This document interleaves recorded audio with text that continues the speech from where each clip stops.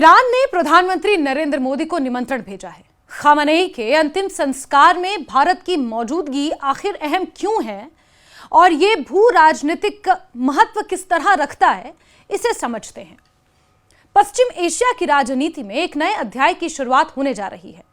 Iran के सर्वोच्च नेता आयतुल्लाह सैयद अली खामनेई के अंतिम संस्कार और दफन समारोह की तैयारियां तेज हो गई हैं और इसी बीच ईरान के राष्ट्रपति मसूद पेज़ेश्कियान ने भारत के प्रधानमंत्री नरेंद्र मोदी को औपचारिक रूप से समारोह में शामिल होने का निमंत्रण भेजा है।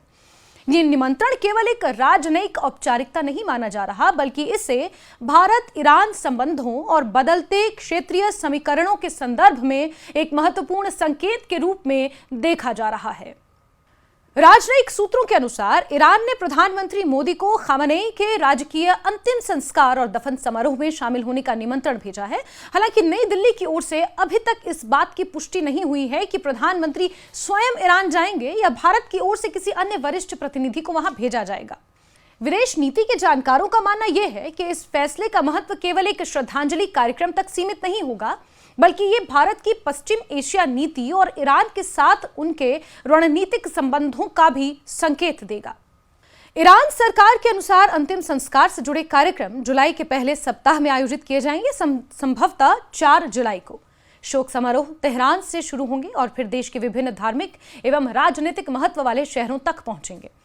अंतिम दफन समारोह मशहद में आयोजित किए जाने की योजना है, जहां लाखों लोगों के जुटने की संभावना जताई जा रही है।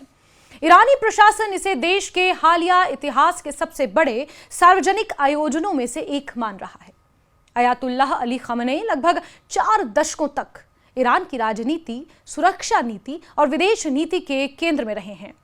1989 में सर्वोच्च नेता बनने के बाद उन्होंने न केवल ईरान की राजनीतिक दिशा तय की, बल्कि पश्चिम एशिया की शक्ति संतुलन की राजनीति पर भी गहरा प्रभाव डाला। अमेरिका, इजराइल, खाड़ी देशों और क्षेत्रीय संघर्षों को लेकर ईरान की अधिकांश नीतियां उनके नेतृत्व में आकार लेती रहीं।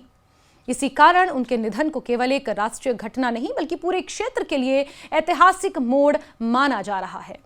भारत और ईरान के संबंध सदियों पुराने सांस्कृतिक और सभ्यतागत रिश्तों पर आधारित हैं। दोनों देशों के बीच व्यापार, ऊर्जा, सुरक्षा, समुद्री संपर्क और क्षेत्रीय सहयोग के कई आयाम रहे हैं। भारत लंबे समय से ईरान को अपना विस्तारित पड़ोसी मानता रहा है। चाबहार बंदरगाह परियोजना से लेकर मध्य एशिया तक पहुंच बनाने की रणनीति में ईरान की भूमिका महत्वपूर्ण रही है। ऐसे में खामनेई के अंतिम संस्कार में भारत की भागीदारी को दोनों देशों के संबंधों के व्यापक परिप्रेक्ष्य में देखा जा रहा है। खामनेई के निधन के बाद भारत ने पहले ही आधिकारिक स्तर पर संवेदना व्यक्त कर दी थी। भारतीय विदेश सचिव विक्रम मिस्री ने नई दिल्ली स्थित ईरानी दूतावास जाकर शोक पुस्तिका पर हस्ताक्षर किए और भारत सरकार की ओर से संवेदना प्रकट की। यह कदम इस बात का संकेत था कि भारत ईरान में हुए इस नेतृत्व परिवर्तन को गंभीरता से देख रहा है और दोनों देशों के बीच संवाद बनाए रखना चाहता है।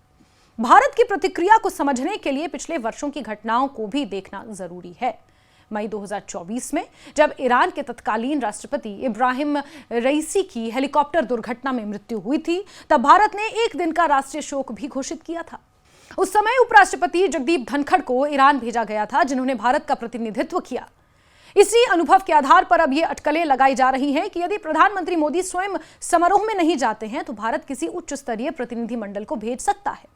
इस निमंत्रण का महत्व इसलिए भी बढ़ जाता है क्योंकि हाल ही के वर्षों में पश्चिम एशिया का भू राजनीतिक परिदृश्य तेजी से बदला है।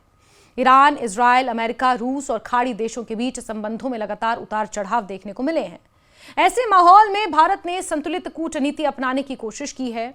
नई दिल्ली ने एक तरफ इजराइल और अमेरिका के साथ अपने संबंध मजबूत किए हैं, तो दूसरी तरफ ईरान के साथ भी संवाद और सहयोग बनाए रखा है। यही संतुलन भारतीय विदेश नीति की प्रमुख विशेषता माना जाता है। सूत्रों के अनुसार ईरान ने केवल भारत ही नहीं, बल्कि Pakistan, Afghanistan, Iraq, Syria, Lebanon, रूस, चीन और मध्य एशियाई देशों सहित कई देशों को भी निमंत्रण भेजा है। इससे स्पष्ट है कि तेहरान इस समारोह को वैश्विक और क्षेत्रीय महत्व के आयोजन के रूप में देख रहा है। ईरान की कोशिश होगी कि अधिक से अधिक देशों की उपस्थिति के जरिए वो ये संदेश दे सके कि नेतृत्व परिवर्तन के बावजूद उसकी अंतर्राष्ट्रीय स्थिति और क्षेत्रीय प्रभाव कायम है। विशेषज्ञों का मानना है कि यदि प्रधानमंत्री मोदी स्वयं इस समारोह में शामिल होते हैं तो इसका एक बड़ा प्रतीकात्मक संदेश जाएगा। वहीं भारत किसी वरिष्ठ मंत्री, उपराष्ट्रपति या विशेष दूत को अगर भेजता है तब भी ये दोनों देशों के संबंधों को महत्व देने का संकेत माना जाएगा। अंतिम निर्णय सुरक्षा, कूटनीतिक प्राथमिकताओं और उस समय के अंतर्राष्ट्रीय माहौल को ध्यान में रखकर लिया जाएगा। खामेनेई का राजनीतिक जीवन आधुनिक ईरान के इतिहास का एक महत्वपूर्ण अध्याय रहा है। उन्होंने ईरानी क्रांति के बाद उभरे राजनीतिक ढांचे को लंबे समय तक दिशा दी और देश की सैन्य, धार्मिक और रणनीतिक नीतियों पर निर्णायक प्रभाव बनाए रखा। उनके निधन के बाद ईरान एक नए दौर में प्रवेश कर चुका है। ऐसे समय में आयोजित होने वाला अंतिम संस्कार केवल एक धार्मिक या पारंपरिक आयोजन नहीं होगा, बल्कि वो ईरान की राजनीतिक निरंतरता और शक्ति प्रदर्शन का मंच बनेगा। भारत के लिए यह क्षण इसलिए भी महत्वपूर्ण है क्योंकि पश्चिम एशिया में उसके आर्थिक, सामरिक और ऊर्जा संबंधी हित लगातार बढ़ रहे हैं। ईरान के साथ संबंधों को बनाए रखना भारत की क्षेत्रीय रणनीति का महत्वपूर्ण हिस्सा है। ऐसे में खामेनेई के अंतिम संस्कार में भारत की भागीदारी पर पूरी दुनिया की नजर होगी।